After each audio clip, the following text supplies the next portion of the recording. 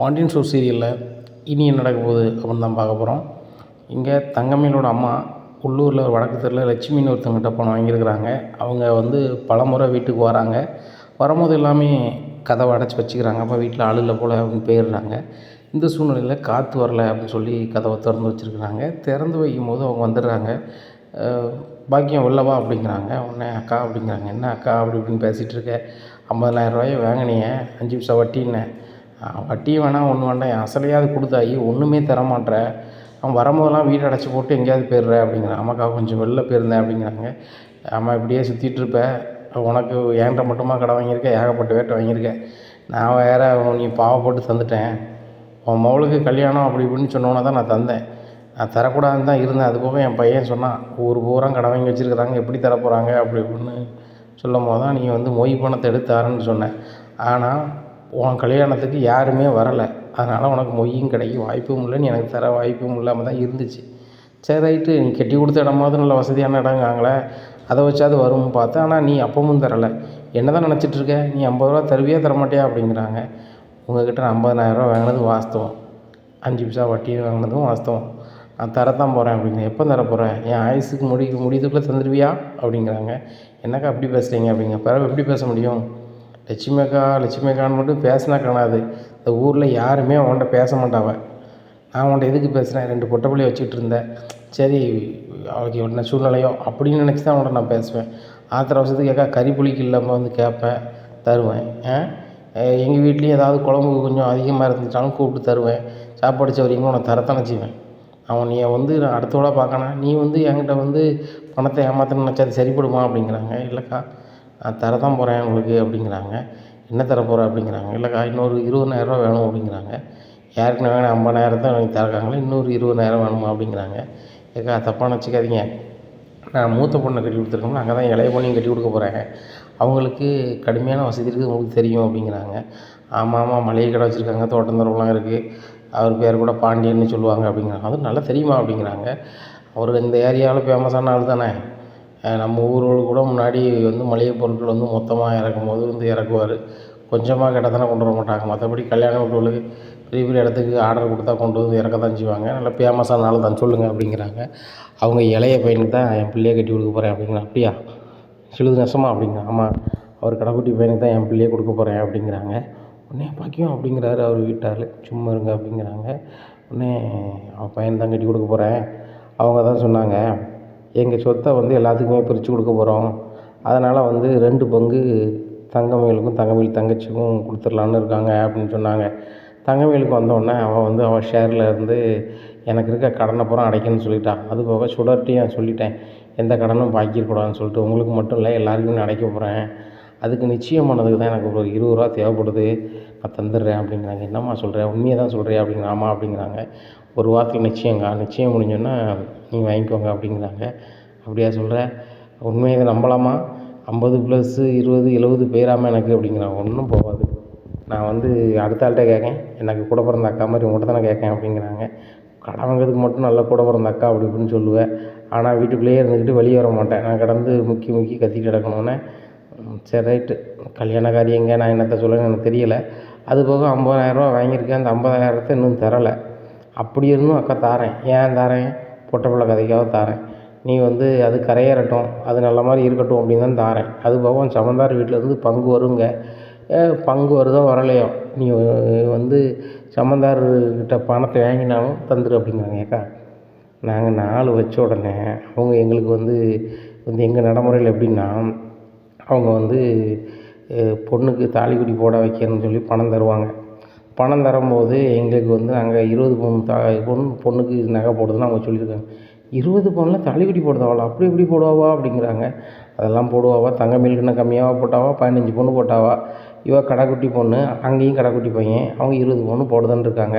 20 பவுனில் நாங்கள் ஒரு 10 பவுன் தான் போடுவோம், 10 பவுன் நாங்கள் இருக்க செலவு பூரா அடைச்சிருவோம் அப்படிங்கிறாங்க. உனக்கு 10 பவுன் காசை வச்சு உன் கடன் அடைக்க முடியுமா, உனக்கு தான் கடன் 15 லட்ச ரூபாய்க்கு மேலே இருக்குமே அப்படிங்கிறாங்க. ஏக்கா இருக்கும், உள்ளூர் கடத்தை அடைச்சிருவோம் அப்படிங்கிறாங்க. எந்த கடத்தை அடைப்பியோ என் கடத்தை கொடுத்துருமா, அதுக்கு மேலே எனக்கு சரி வராது அப்படிங்கிறாங்க. அக்கா அப்போ 20 ரூபா எப்போ வாங்கலாம் அப்படிங்கிறாங்க. இப்போ என் பையன் வெளியே போயிருக்கான், வரவு செலவெல்லாம் அவன் தானே, என்ன நீ ஒரு 6 மணிக்கு எனக்கு ஃபோன் அடி சாயந்தரம் வந்து வாங்கிக்க அப்படிங்கிறாங்க. சரிக்கா அப்படிங்கிறாங்க. ஏய் சொன்ன மாதிரி தந்துடணும் அப்படிங்கிறாங்க. சரி தந்துடுறேன் அப்படிங்கிறாங்க. சரி வாரேன் அப்படின்னு சொல்லிட்டு நடந்து போகிறாங்க. உடனே பாக்கியம் வீட்டுக்கு வராங்க. உடனே இவர் சொல்கிறாரு, பாக்கியத்தோட ஹஸ்பண்ட் சொல்கிறாரு, என்ன இப்படி சொல்லிட்ட, அங்கே ஏற்கனவே பாண்டியன் பையனுக்கு வந்து கடைக்குட்டி கல்யாணம் ஆயிடுச்சுல கதிருக்கு அப்படிங்கிறாங்க. ஏங்க அது நம்மளுக்கு தெரியும், இவங்களுக்கு தெரியாதில்ல, இவங்க கல்யாணத்துக்கும் வரல, அது போக அந்த அளவுக்காக தெரியும், சொன்னோன்னே நம்பிட்டல்ல விடுங்க அப்படிங்கிறாங்க. அது போக இப்போ ஒரு 20,000 தரேன் இருக்கால அப்படிங்கிறாங்க. ஏன் இப்போ 20,000 வாங்குற அப்படிங்கிறாங்க. கிடைக்கிறத கைப்பற்றிக்க வேண்டியதானே, அவளுக்கு பணம் கொடுக்க போகிறதில்ல, அவள் எவ்வளவு கிடந்து குழைச்சிட்டு கிடந்தாலும் குழைச்சிட்டு கிடக்க வேண்டியதான், நம்ம பாட்டில் வீட்டை அடைச்சிக்கிட்டு நம்ம பாட்டில் இருக்க தான் போகிறோம், இதான் நடக்க போகுது. அதுக்கு மேலே கேட்டாங்கன்னா நம்ம சவுண்டு பார்ட்டி இங்கே தன்மையை காமிச்சிட வேண்டியதானே, தர முடியாது ஒன்றால் ஆனதை பாருங்க, வழக்கம் போல் 10ஓட 11 தானே, நீங்கள் எதுக்கு கவலைப்பட்டுட்டு இருக்கீங்க அப்படிங்கிறாங்க. இல்லை நம்ம சம்மந்தி வீட்டில் போய் கேட்டக்கூடாதுல்ல அப்படிங்கிறாங்க. அவங்க ஏன் கேட்க போகிறாங்க, நம்ம தானே சொல்லியிருக்கோம், நம்ம தானே கடை வாங்கியிருக்கோம், அங்கே எப்படி போவாங்க, எதனாலும் நம்மகிட்ட தான் கேட்பாங்க, என்ன கல்யாணம்னு சொல்லி போய் சொல்லி வாங்கிட்டான்னு சொல்ல போகிறான். இந்த ஊரில் நம்மளை என்ன புதுசாக வர பேச போகிறாங்க, அவங்களுக்கு ஏன் கடன் கொடுத்தீங்க அப்படின்னு சொல்ல போகிறாங்க. முடிஞ்சு போச்சு. அடுத்தப்பல வேறு ஆள்கிட்ட நம்ம கடன் வாங்க தான் போகிறோம். அதுக்காண்டி இவங்க வருத்தப்படுதாங்க, ஒரு விமர்சனம் பேசுன்னு சொல்லி கடன் வாங்காமல் இருக்க போகிறோமா, இல்லை நீ தான் உழைச்சி கொண்டு கொட்டுதேரா, நான் இப்படி கிரிமினல் மூளையை வச்சு தான் சாப்பிட்டுக்கிட்டு இருக்குது வீட்டில் அப்படிங்கிறாங்க. சரி பாக்கியம் வந்து 20,000 என்ன செய்ய போகிற அப்படிங்கிறாங்க. என்ன செய்யலாம் அப்படிங்கிறாங்க. எனக்கு ஒன்றும் சரி தெரியலை அப்படிங்கிறாங்க. ஏய் என்ன பண்ணுறது அப்படி இப்படின்னு சொல்லிட்டு யோசனை பண்ணிகிட்டு இருக்கும்போது, சரி நம்ம இவளுக்கு வந்து ஒரு சின்னதாக ஒரு நகை தான் எடுக்கலாமா அப்படிங்கிறாங்க சுடருக்கு. உடனே அவர் சொல்கிறாரு, அது எதுக்கு எடுத்துக்கிட்டு இதே மாதிரி தங்கமயில் மாதிரியே கவரிங் நகை போட்டு கட்டி கொடுத்துட வேண்டியதானே அப்படிங்கிறாரு தங்கமயிலோட அப்பா. சரி இப்போ தான் பாக்கியத்தோட புருஷனை நீங்கள் வந்திருக்கீங்க, இந்த 20,000 எதுக்கு வேஸ்ட் பண்ணணுன்னே, இதை கல்யாண செலவுக்கே வச்சுக்கலாம், அவ்வளவு நம்ம டெபாசிட் வைக்க முடியுமா அப்படிங்கிறாங்க. ஏங்க வச்சு தாங்க ஆகணும், வச்சு தான் அவனுக்கு படிப்பை முடிச்சுட்டான், இவன் ஏதோ கோச்சிங் சென்டர் போகிறேன், கவர்மெண்ட் வேலைக்கு போகிறேன் அப்படி இப்படிங்க. ஆனால் அதுக்கு வந்து எப்போ சாத்தியம்னு தெரியலை, யார் கொண்டு எப்போ கொண்டு கம்ப்ளைண்ட் கொடுப்பாங்களோ வைப்பாங்களோ, அவன் கேஸ் ஆயிருமோ, நான் பயந்துக்கிட்டே இருக்கேன், இந்த பிள்ளை படிச்சுக்கிட்டு வேறு இருக்குது, அது வேறு யோசனையாக இருக்குது, ஏகப்பட்ட பேருக்கு நம்ம கடன் கொடுக்கல அப்படிங்கிறாங்க. அப்போ இந்த பணம் வாங்கினவங்க கொடுக்க போகிறீங்களா அப்படிங்கிறாங்க. நம்ம எத்தனை லட்சம் வாங்கி வச்சுருக்கோம், 20,000 வச்சு என்ன செய்ய முடியும், ஒன்றும் செய்ய முடியாது, முதல்ல சாயந்தரம் அந்த 20,000 கைப்பற்றிக்கணும், அதுக்கப்புறம் என்ன செய்யலாம் எது செய்யலாம்னு பிளான் பண்ணுவோம் அப்படிங்கிறாங்க. உடனே இவர் சொல்கிறாரு, கொஞ்சம் வெளியூர் டூருக்கு போயிட்டு வந்துடுமா அப்படிங்கிறாரு. உங்களுக்கு யோசனை பூரா அப்படி தான் இருக்கும், டூருக்கு போனால் தான் பணம் எல்லாம் பெருமை அப்படிங்கிறாங்க. அப்போ என்ன செய்கிறது அப்படிங்கிறாங்க. ஒன்றும் புரியலை. சரி பார்ப்போம், அவளுக்கு ஸ்கூல் ஃபீஸ் காலேஜ் ஃபீஸை வந்து அவள் தங்கமயில் எப்படியோ ரெடி பண்ணி கொடுத்துருக்கா, இப்போ வந்து ஒன்றும் பிரச்சனை இல்லை, ஆனால் இப்போ இந்த 20,000 வாங்கிட்டு நம்ம யோசிப்போம் அப்படிங்கிறாங்க. இங்கே பாண்டியன் கடையில் வந்து வியாபாரம் ரொம்பவே கம்மியாக இருக்குது. அப்போ பழனி கூப்பிட்டு கேட்காரு, என்ன பழனி டெலிவரிலாம் அப்பப்போ பண்ணுறீங்களா ஒழுங்கா என்ன அப்படின்னு கேட்குறாங்க. பண்ணிட்டு தான் இருக்க மச்சான் அப்படிங்கிறாங்க. அப்போ எதுக்கு நம்மளுக்கு வியாபாரம் ரொம்ப கம்மியாக இருக்குது, இந்த ஏரியாவில் டெலிவரி வந்து ரொம்ப ஸ்பீடாக நம்ம தான் பண்ணுறோம் வைக்கிறோன்னு ஒரு நேமில் தான் நம்ம இவ்வளோ நாள் பண்ணிகிட்ருக்கோம், பொருளை தரமாகவும் கொடுக்குறோம், சீக்கிரமாகவும் டெலிவரி பண்ணுறோன்னு சொல்லிட்டு, இப்போ நம்மளுக்கு ஆர்டரே வரலையே ஆன்லைனில் அப்படிங்கிறாங்க. இல்லை மச்சான் என்னென்னு தெரியலையே அப்படிங்கிறாங்க. மச்சான் அப்படிங்கிறாங்க. என்ன அப்படிங்கிறாங்க. கல்யாண ஆர்டர் கூட வரலையா அப்படிங்கிறாங்க. வரலையாடா, அதான் கேட்குறேன், நம்மளுக்கு இப்படி இருந்ததே இல்லையே அப்படிங்கிறாங்க. இந்த சூழ்நிலையில் சரி ரைட்டு, நான் போய் அந்த மளிகை கடைக்காரங்களை பார்த்துட்டு வரேன் அப்படிங்கிறாங்க. யாரை போய் பார்க்க போகிறீங்க அப்படிங்கிறாங்க. இல்லைடா மற்ற கடைகளில் வியாபாரம் எப்படி இருக்குது அப்படின்னு சொல்லிட்டு ஒரு ரவுண்டு போயிட்டு வரேன், நம்ம கடையில் மட்டும்தான் டல்லாக இருக்கா, எல்லா கடையிலும் எப்படி இருக்குன்னு பார்ப்போம் அப்படிங்கிறாங்க. சரி மச்சான் அதை எப்படி பார்ப்பீங்க அப்படிங்க. ஒரு ஹெல்மெட்டை போட்டுக்கிறேன், போகிற போக்கிலே ஒவ்வொரு கடையில் இவ்வளோ கூட்டிருக்குன்னு பார்க்குறேன், நம்ம கடையில் மட்டும்தான் கூட்டம் இல்லையா, இல்லை வேறு எதுவும் பிரச்சனையாக நம்மளுக்கு தெரியணும்ல அப்படிங்கிறாங்க. சரி மச்சான் அப்படிங்கிறாங்க. ஹெல்மெட்டு போட்டே போகிறாங்க. எல்லா கடையிலுமே நல்ல கூட்டம் இருக்குது. இந்த சூழ்நிலையில் பாண்டியன் கடையில் மட்டும் கூட்டம் இல்லை. அப்போ பாண்டியன் கடைக்கு வராது, எல்லா கடையிலையும் மக்கள் அவ்வளோ கூட்டம் இருக்குது, நம்ம கடையில் ஏன்டா கூட்டம் இல்லை, இல்லை பொருட்கள் நம்ம தரலாமல் கொடுக்குமா, இல்லைனா டெலிவரி பண்ணுறவங்க நீங்கள் வந்து கஸ்டமர்கிட்ட வந்து மரியாதை குறைவாக நடத்துகிறீங்களா அப்படிங்கிறாங்க. செந்தில் திருதுன்னு முடிக்கிற, ஆகா நம்மகிட்டலாம் கொஸ்டின் கேட்பார் போலையா அப்படின்னு சொல்லிட்டு, அப்பா அப்படிலாம் ஒன்றும்லப்பா அப்படிங்கிறாங்க. அப்போ ஏன்டா நம்மளுக்கு கம்மியாக இருக்குது, அங்கே மற்ற கடைகள் எல்லாமே கூட்டம் அப்படியே இருக்குது, முகூர்த்த நேரம் கூட கடைசி முகூர்த்தம் வரப்போகுது, அப்போ கடைசி முகூர்த்தம்னா நம்மளுக்கு ஆர்டர் எவ்வளோ ஆர்டர் வந்திருக்கும், நம்ம இது வரைக்கும் இப்படி இருந்ததே இல்லையே அப்படிங்கிறாங்க. இல்லை மச்சான் வியாபாரம்னா நீங்கள் தானே சொல்லுவீங்க, எப்பவும் ஒரே மாதிரி நடக்காது, ஒரு நாள் வந்து வியாபாரம் அதிகமாகும், ஒரு நாள் கம்மியாகும் அப்படி இப்படின்னு சொல்லுவீங்களா மச்சான், அது மாதிரி கூட இருக்கலாம்ல அப்படிங்கிறாங்க. உடனே குமரேசன் சொல்லுதாங்க, பழனி நீ சொல்லுது சரி தான், ஆனால் நம்மளுக்கு இவ்வளோ கம்மியாக வந்தது இல்லையே, அதான் யோசிக்க வேண்டியிருக்கு அப்படிங்கிறாங்க. ஆமாம் அது என்னென்னு யோசிக்கணும், வேறு ஏதாவது பண்ணணும்னா தான் முடியும் அப்படிங்கிறாங்க. உடனே என்ன பண்ணலாம் அப்படின்ட்டு செந்தில்கிட்டே கேட்குறாரு. தெரிலப்பா, எல்லோரும் இப்போ மளிகை கடை யாரும் விரும்புகிறதில்லப்பா அப்படிங்கிறாங்க. ஏன் அப்படிங்கிறாங்க. இந்த சூப்பர் மார்க்கெட் மாதிரி வச்சாதான்ப்பா எல்லாருமே வந்து அவங்களா அவங்களுக்கு தேவையான பொருளை தேடி எடுக்கணும்னு நினைக்கிறாங்க. அப்படி ஏற்பாடு பண்ணால் நல்லா ஓடும்னு நினைக்காங்க அப்படிங்கிறாங்க. என்னமாம்மா இவன் சொல்கிறான், ஒன்றும் புரியலையே அப்படிங்கிறாங்க. ஆமாம் பாண்டியா, முன்னாடி மாதிரி இல்லை. முன்னாடி 100 பருப்பு வேணும், 100 சீனி வேணும்ன்ட்டு வந்து நிற்பாங்க.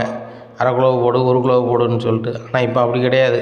அவங்க தகுதிக்கு அவங்க பையில் என்ன பாக்கெட்டில் எவ்வளோ பைசா வச்சுருக்காங்களோ அதுக்கேற்றாப்புல பொருள் எடுத்துகிட்டு வந்துடுறாங்க.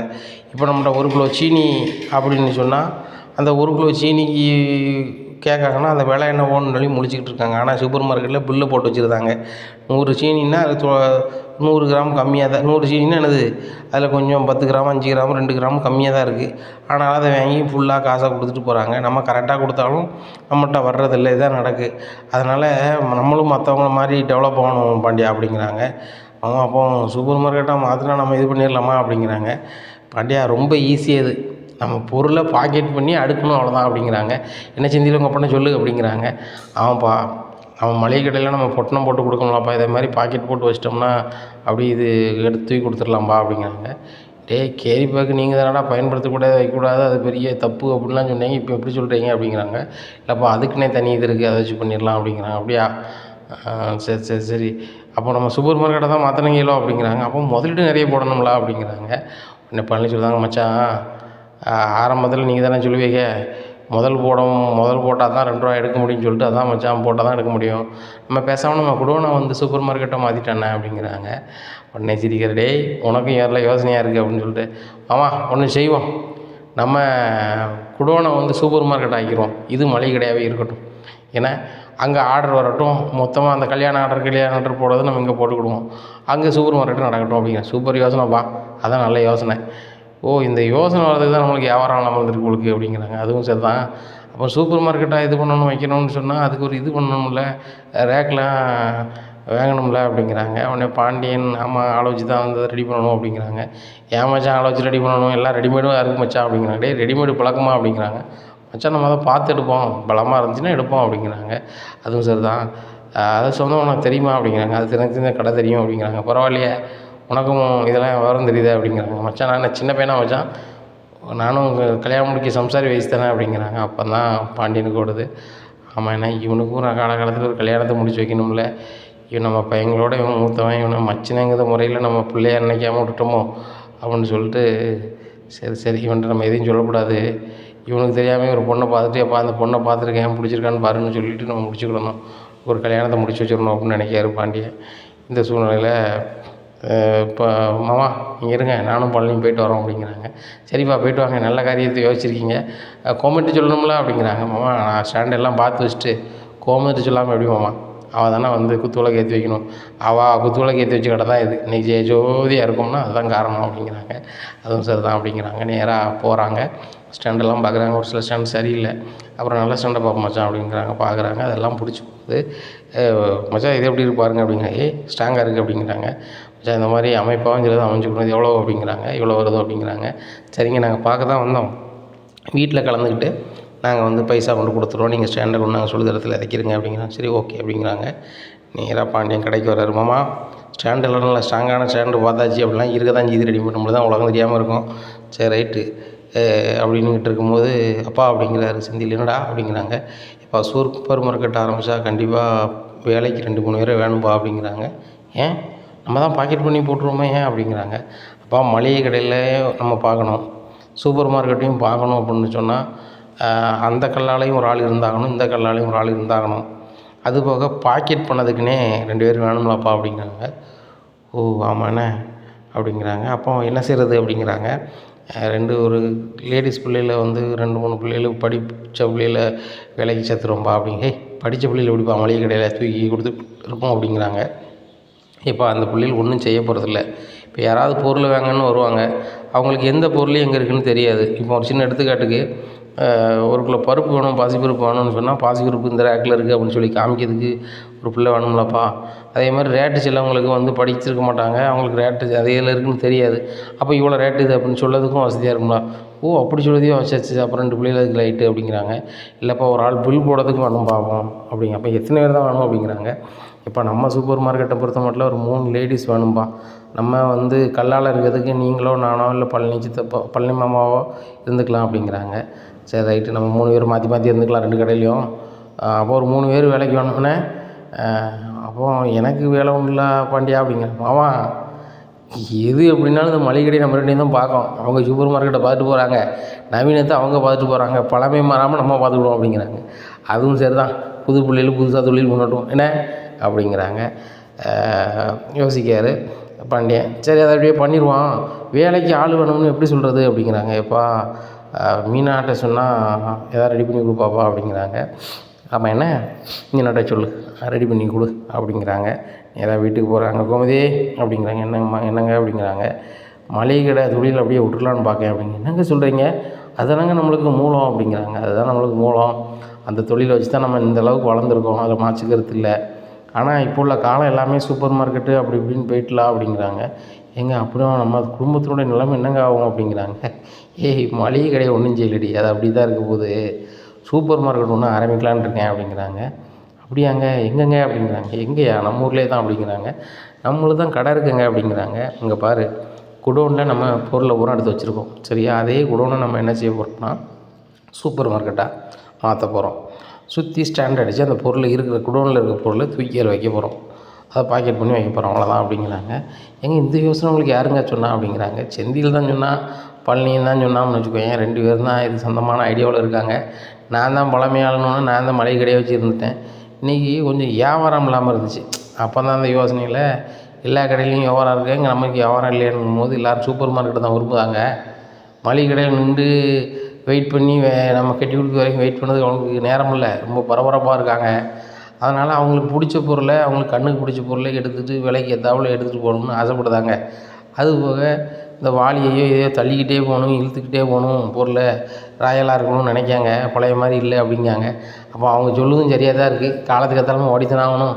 முன்னாடி மளிகை கடையில் வந்து கேட்டவங்களுக்கு மட்டும் பொருளை கொடுத்தோம், இப்போ அடுத்த நிலை மாதிரி டெலிவரி பண்ணிகிட்ருக்கோம் வீடு வீடாக. இப்போ அதுக்கு அடுத்த கட்டத்துக்கு நம்ம போய் தானே ஆகணும் அப்படிங்கிறாங்க. ஏங்க உண்மையிலே அப்படி தாங்க பண்ண முடியும், பண்ணால் தாங்க இந்த காலத்தில் ஜெயிக்க முடியும் அப்படின்னுட்டு இருக்காங்க. உடனே தங்கமேல் சொல்கிறாங்க, ஆமாம்மா இப்போ எல்லா பக்கமுமே சூப்பர் மார்க்கெட் தான் அப்படிங்கிறாங்க. ஆமாம், சூப்பர் மார்க்கெட் ஆரம்பிச்சோன்னே ஒரு 3 படித்த பிள்ளைகளை வேலைக்கு வைக்கணும், அதான் மீனாட்ட சொல்லலான் இருக்கேன் அப்படிங்கிறாங்க. இது எதுக்கு மாமா மீனாட்ட சொல்லணும், சுடர்கிட்ட சொன்னாலே ஒரு 3 பிள்ளைகளை வர சொல்லிடுவாங்க அப்படிங்கிறாங்க. ஏம்மாங்க பாரு, உங்கள் ஊர்லேருந்து இங்கே வந்து வேலை பார்க்கறதுக்கு வைக்கிறதுக்கு லாய்க்கு கொடுமான்னு தெரில. நம்மளுக்கு கடைக்கு ஒரு 3 நம்பிக்கையான பிள்ளை, ஒரு 3 பிள்ளை வேலைக்கு வேணும். 2 பிள்ளைகள் பாக்கெட் போடுறது மாதிரி, ஒரு பிள்ளை கம்ப்யூட்டரில் உட்காந்து பில் போடுற மாதிரி இருக்கணும் அப்படின்னா சொல்லு, மீனாட்ட சொல்லலான்னு இருந்தேன், உங்கள்கிட்டையும் சொல்லுதேன். ஏதோ ஒரு 3 பில் வந்தால் சரி தான் அப்படிங்கிறாங்க. ஆமாம், நான் வேணா சூப்பர் மார்க்கெட்லேருந்து இருக்கட்டுமா அப்படிங்கிறாங்க. ஏம்மா அங்கே பாரு, கட்டிட்டு வந்த பிள்ளைகளை வந்து கடையில் வச்சு வேலை வாங்குகிற பழக்கம் இருக்கக்கூடாது என்ன. ஏற்கனவே ராஜி வந்து டியூஷன் எடுக்க போனதுக்கு என்னெல்லாம் பேசுனாங்க வச்சான்னு பார்த்துடலாம்.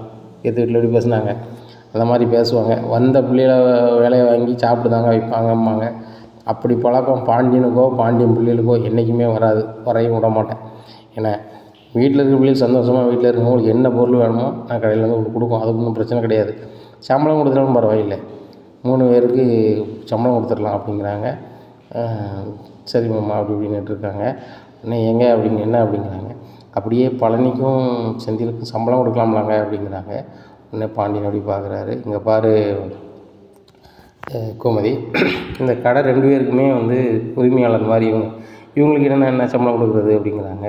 இல்லைங்க, நாளைக்கு பழனிக்கு கல்யாணம் முடிக்கணும் வைக்கணும் அப்படி இப்படிங்கிறாங்க. இங்கே பாரு கோமதி, சூப்பர் மார்க்கெட் ஆரம்பிக்க போகிறோம் சரியா, அதில் எப்படி வியாபாரம்னு பார்த்துக்கிட்டு அது நல்லா ஓடிச்சுன்னா அதே மாதிரி சூப்பர் மார்க்கெட்டு உனக்கு ஒன்று வச்சு கொடுத்துட வேண்டியதான் அப்படிங்கிறாங்க. அவன் எப்படிங்க நடத்திடுவானா அப்படிங்கிறான். சூப்பர் மார்க்கெட்டை பற்றி எல்லா ஐடியாவுமே பழனிக்கு தெரியுது. அந்த மளிகை கடையை எப்படி நடத்த போகிறோனோ அப்படின்னு நினச்சேன், அவன் வேறு மாதிரி ஐடியாவில் இருந்திருக்கான். அப்படி இருக்கும்போது இந்த கடையை எனக்கு காலத்துக்கு அப்புறம் செந்திலை பார்க்க சொல்லிவிட்டு நம்ம இவனுக்கு வேறு கடை வச்சு கொடுத்துட வேண்டியதான், அப்படி தான் நல்லாயிருக்கும்.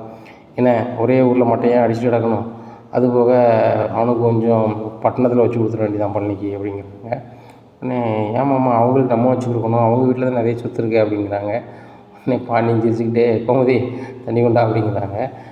உடனே சரிங்க அப்படின்ட்டு தண்ணி கொண்டு போகிறாங்க. ஏம்மா அவன் அடுத்த வீட்டு பிள்ளை கிடையாது, நம்ம வீட்டு பிள்ளை. என்றைக்கும் கோமதி முன்னாடி இப்படி சொல்லாத, அவன் மனசு கஷ்டப்படுன்னு சொல்லி தான் அவன்கிட்ட நான் தண்ணி கொண்டு வர சொல்லுதேன். இந்த தண்ணி கொண்டு வந்து நான் தண்ணி குடிச்சிட்டேனே, எதுக்காக அனுப்பினோம்னா நான் பேசுறது அவளுக்கு தெரிய வேண்டாம், இதுக்கு தான். அப்படி என்றைக்கும் சொல்லாத, பழனியே ஏதாவது மனசு கஷ்டமாக சொன்னால் கோமதி ரொம்ப ஒரு மாதிரி ஆயிடுவா, சரியா அப்படிங்கிறாங்க. சரி மாமா, சாரி மாமா அப்படிங்கிறாங்க. சரி பரவாயில்ல விடு அப்படிங்கிறாங்க. கோமதி கடைக்கு போய்ட்டு வரேன் அப்படிங்கிறாங்க. சரிங்க அப்படிங்கிறாங்க. இந்த சூழ்நிலையில் பழனி வீட்டுக்கு வராரு. வந்துட்டு அக்கா மச்சான் எதுவும் சொன்னாரா அப்படிங்கிறாங்க. ஆமாடா சூப்பர் மார்க்கெட் ஆரம்பிக்குன்னு சொன்னார் அப்படிங்கிறாங்க. அதெல்லாம் நம்ம ஐடியா தான்க்கா அப்படிங்கிறாங்க. சூப்பர்ரா, இப்போ உள்ள காலமும் அதாங்க அப்படிங்கிறாங்க. ஆமாக்கா 3 பிள்ளைகள் படித்த பிள்ளைகள் சொன்னார், 3 படித்த பிள்ளைகளுமே நான் பார்த்துட்டேன் அப்படிங்கிறாங்க. டேய், அவர் தங்கமயில்கிட்ட வந்து சொல்லிட்டு போகிறாரு, அங்கே மீனாட்ட சொல்லணும்னு சொன்னார், வந்தார் தங்கமயில்கிட்ட சொன்னால் தங்கமயில் ஒரு 3 பிள்ளைகள் ரெடி பண்ணுதான்னு சொல்லியிருக்கா அப்படிங்கிறாங்க. ஏக்கா அந்த 3 பிள்ளைகள் நம்ம ஊர் பிள்ளைகள் தான், 3 பிள்ளைகள் டிகிரி படிச்சுட்டு வீட்டில் இருக்குவோம். எங்களுக்கு ஏதாவது ஒரு கவர்மெண்ட்டில் வேலை கிடைக்கிது வரைக்கும் நாங்கள் ஏதாவது ஒரு சும்மா இருக்க வேண்டாம், வேலை பார்க்கலாம்னு சொல்லுதுவேன். அப்போ அந்த பிள்ளைகளை போட்டால் சரியாக வரும்ல அப்படிங்கிறாங்க. அதுவும் சரி தான், நான் மச்சான்ட்ட பேசுகிறேன் அப்படின்னு சொல்லிட்டு. ஏங்க அப்படிங்கிறாங்க. என்ன அப்படிங்கிறாங்க. 3 பிள்ளைகள் நம்ம ஊர்லேயே படித்த பிள்ளைகள் 3 பிள்ளைகள் இருக்கான் அப்படிங்கிற. அப்படியா, யார் சொன்னால் அப்படிங்க. பழனி தான் சொன்னான் அப்படிங்கிறாங்க. அவனை டெலிவரி பண்ண தானே அனுப்புனேன் அப்படிங்கிறாங்க. எங்க டெலிவரி பண்ணிட்டு தாங்க வார வழியில் அவன்கிட்ட பேசினேன் அப்படிங்க. நீ எங்கே இருக்கப்போ? வீட்டில் இருக்கேன் அப்படிங்கிறாங்க. நீ வீட்டில் இருக்கனா அவனும் வீட்டுக்கு தான் வந்திருப்பான், அவன்கிட்ட போன கொடு அப்படிங்கிறாங்க. மச்சான் அப்படிங்க. உடனே நான் என்ன சொன்னேன், டெலிவரி பண்ண தானே போனேன் அப்படிங்கிறாங்க. மச்சான் டெலிவரி தான் பண்ணேன், இந்த சந்தோஷமான செய்தி அக்காட்ட சொல்லணும்னு தான் வந்தேன். நான் டெலிவரி பண்ண போனேன், பக்கத்தில் வந்து 3 பிள்ளைகள் வேலைக்கு வரேன்னு சொல்லிச்சு. சரி நான் சொன்னால் நீங்கள் வந்து வேலைக்கு சேர்த்துக்கிட்டீங்களே சேர்க்கலன்னு தெரியல, அதான் அக்காட்ட சொன்னேன் அப்படிங்கிறாங்க. டேய், நம்மளுக்கு இன்னும் சூப்பர் மார்க்கெட் ஆரம்பிக்கல அப்படிங்கிறாங்க. மச்சான் இன்னும் வேலையில் என்ன இருக்குது, குடோனில் உள்ள பொருளை ஒதுக்கி வைக்க போகிறோம், ஒதுக்கி வச்சுட்டு நம்ம ஸ்டாண்டை கொண்டு நிப்பாட்ட போகிறோம், ரெடிமேட் தான், பொருளை தூக்கி அடிக்க போகிறோம், 2 நாளில் நம்ம ஓப்பன் பண்ணி வேண்டியதானே அப்படிங்கிறாங்க. நீ சொல்கிறது சரி தான், நல்ல நாள் பார்க்கணும்ல அப்படிங்கிறாங்க. பார்த்துருவோம் மச்சான், ஏக்கா காலாண்டர் எடுத்துகிட்டு வா அப்படிங்கிறாங்க. டே இருடா, முதல்ல ஒரு ஜோசியக்கார்ட்ட போய் நல்ல நாளாக தான் பார்ப்போம் அப்படிங்கிறாங்க. சரி மச்சான், சரி வர சாப்பிட்டு வா, செந்தில் அனுப்பி கொடுத்தேன் பைக்கில் அப்படிங்கிறாங்க. சரி மச்சான் அப்படிங்கிறாங்க. செந்தில் அனுப்பி சாப்பிட்டு வரும்போது பழனி கூப்பிட்டு அப்படிங்க. சரிப்பா அப்படின்னு சொல்லிட்டு போகிறாரு. வீட்டுக்கு போகிறாங்க. டேய், இப்போ தாண்டா அவங்க அப்பாவுக்கு நல்ல யோசனை சொல்லியிருக்கீங்க அப்படிங்கிறாங்க செந்தில்கிட்ட கோமதி. ஆமாம்மா, இப்போ உள்ள காலம் அதுதானம்மா, நம்ம மளிகை கடையில் உட்காந்துட்டு இருந்தோம் அப்படின்னு சொன்னால் நாட்டுப்புறம் மாதிரி நினச்சிட்டு இருக்காங்கம்மா, உலகம் ரொம்ப ஸ்பீடாக போய்கிட்டு இருக்கலாம் அப்படிங்கிறாங்க. உங்கள் அப்பாவும் இப்படி மாறுவார்னு நினைக்கலடா அப்படிங்கிறாங்க. ஐயா முதல்ல சோத்தை கொட்டு அப்படிங்கிறாங்க. சரி சாப்பாடு போடுதண்டா, கொட்டுன்னுக்கிட்டு இருக்காது அப்படிங்கிறாங்க. சாப்பாடு கொடுங்க அக்கா, நான் எனக்கா டேஸ்ட்டாக இருக்குது அப்படிங்கிறாங்க. அக்காவோட கை ஒன்றுடா அப்படிங்கிறாங்க. நீ சமைச்ச மாதிரி இல்லையே அப்படிங்கிறாங்க. நான் தான் சித்தப்பா சமைச்சேன் அப்படிங்கிறாங்க. அப்படியாம்மா, அதான் சுவையாக இருக்குது அப்படிங்கிறாங்க. தம்பி செந்தில் தம்பி சாப்பிடுங்க அப்படிங்கிறாங்க. இருக்கட்டும் நீ அப்படிங்கிறாங்க. வைக்கப்படாதங்க சாப்பிடுங்க, நானும் உங்களுக்கு அம்மா மாதிரி தானே அப்படிங்கிறாங்க. செந்தில் கவுந்துக்கிறாரு. அம்மா சரி அவன் வைக்க விடுவான், நான் வைக்கிறேன் அப்படின்னு சொல்கிறாங்க. செந்திலுக்கு சாப்பாடு வைக்கிறாங்க கோமதி. சாப்பிட்டு முடிச்சுட்டு போய்ட்டு வரம்மா அப்படின்னு சொல்லிட்டு கிளம்பி போகிறாங்க. இந்த சூழ்நிலையில் தங்கமயில் சொல்கிறாங்க, செந்தில் தம்பி ரொம்பவே தான் வைக்கப்படுதாங்க சார் அப்படிங்கிறாங்க. அவன் அப்படி தான், யார்கிட்டையும் வைக்க தான் போடுவான், என்கிட்ட ஒரு ஆள்கிட்ட தான் சாப்பாடு ஒழுங்காக கேட்பான். மீனாக சாப்பாடு வச்சான்னா அதை நாம் சாப்பிடுவான், நீ வந்து மைனிங்கும் போது அவன் வைக்கப்பட தானே செய்வான் அப்படிங்கிறாங்க. அப்படி சொல்லுதீங்களோ, ஆனால் என் வீட்டுக்காரெலாம் அப்படி வைக்கப்பட்ட மாதிரி இல்லையே அப்படிங்கிறாங்க. உன் வீட்டுக்காரன் தான் மூத்தவன், மற்றதெல்லாம் குழந்தையம்மாரு, ஆனால் அவனுக்கு ஒன்றும் தெரியாது, நீ மைனிடா அப்படிங்கிறாங்க. ஓ அப்படி சொல்லுதீங்களோ, சரி அதை நீங்கள் சாப்பிடலையா அப்படிங்கிறாங்க. எல்லோரும் சாப்பிட்ட பிறகு நம்ம சாப்பிட்டோம், நீ சாப்பிடு அப்படிங்கிறாங்க. இல்லை நம்ம 2 பேரும் சேர்ந்து சாப்பிடலாம் அப்படிங்கிறாங்க. இல்லை உண்மையிலே நீ சாப்பிடு, அவன் மற்றவனை சாப்பாடு வைக்க அப்படின்னு சொல்லிட்டு சாப்பாடு வைக்கிறாங்க. அவங்க சாப்பிட்ட பிறகு கோமதி சாப்பிட்றாங்க. சாப்பிட்டு முடிச்சுட்டு நேராக ஃபோன் அடிக்கிறாங்க குழந்தைக்கு. பையன் மாதிரியும் கூப்பிட்டுங்க வரவே மாட்டேங்கியா, பேரனும் பேத்தியும் பார்க்க எனக்கு ஆசையாக இருக்குது அப்படிங்கிறாங்க. ஏம்மா நானே உனக்கு ஃபோன் அடிக்க நினச்சம்மா, இப்போ அங்கே தான் கிளம்பி வந்துட்டுருக்கோம் அப்படிங்கிறாங்க. என்னடி சொல்கிற அப்படிங்கிறாங்க.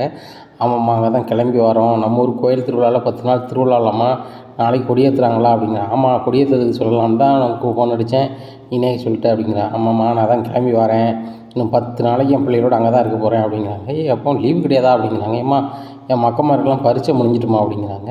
ஓ அப்படியா, பரீட்சை முடிஞ்சிட்டா, அப்போ 10 நாள் லீவா, சரி வாங்க அப்படிங்கிறாங்க.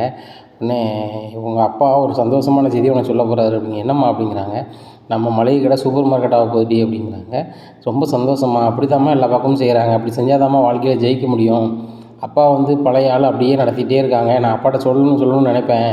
எப்பா நீங்கள் பேசாமல் சூப்பர் மார்க்கெட்டாக மாற்றிடுங்கப்பா, உங்களுக்கும் வேலையும் கம்மியாக இருக்கும், அதே நேரத்தில் வருமானமும் அதிகமாக இருக்கும்பா, எல்லாருமே அதான்பா விரும்புகிறாங்க அப்படின்னு சொல்லலான்னு தான் நினைப்பேன். ஆனால் அப்பா டபார்னு கோவப்பட்டுருவாங்களோ அப்படின்னு சொல்லிட்டு தான் நான் எதுவுமே சொல்கிறதில்ல அப்படிங்கிறாங்க. சரி வாங்க வந்து பேசிக்கலாம் அப்படிங்கிறாங்க. சரிம்மா அப்படிங்கிறாங்க. இந்த சூழ்நிலையில் அரசி வந்துடுறாங்க. என்னம்மா யார்கிட்ட பேசிகிட்டு இருக்க அப்படிங்கிறாங்க. அக்கா வாரா அப்படிங்கிறாங்க. யார் நம்ம கொள்ளி அக்காவா அப்படிங்கிறாங்க. கொள்ளி அக்கா வாரா, அவங்க அக்கா பிள்ளைகள் வருது, மச்சான் வராங்க, எல்லோரும் வராங்க, 10 நாளைக்கு இங்கே தான் இருக்க போகிறாங்க அப்படிங்கிறாங்க.